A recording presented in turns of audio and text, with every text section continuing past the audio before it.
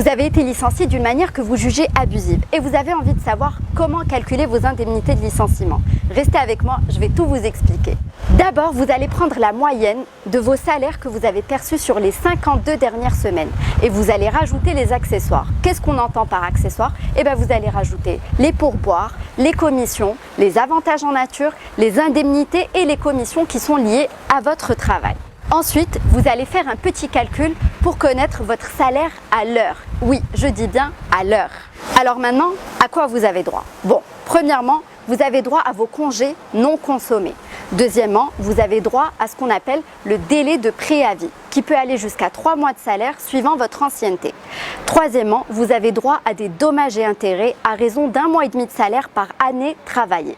Et quatrièmement, vous avez droit à des indemnités de licenciement avec un calcul un chouïa plus technique. Et c'est là qu'on va avoir besoin de votre salaire à l'heure.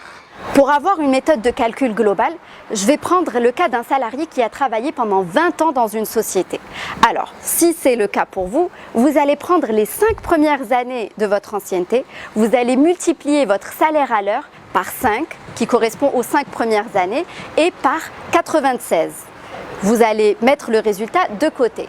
Pour ce qui est de votre période d'ancienneté qui va de 6 à 10 ans, vous allez multiplier votre salaire à l'heure par 5, donc de 6 à 10 ans, et par 144.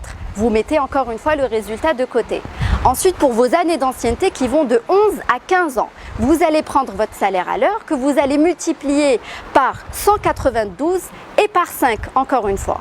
Et vous prenez le résultat que vous mettez de côté. Et pour les années qui dépassent une période d'ancienneté de 15 ans, en l'occurrence ici, comme vous avez travaillé 20 ans, donc on va considérer que c'est 5 ans, de 15 à 20, eh bien vous prenez votre salaire à l'heure et vous le multipliez par 5 et par 240.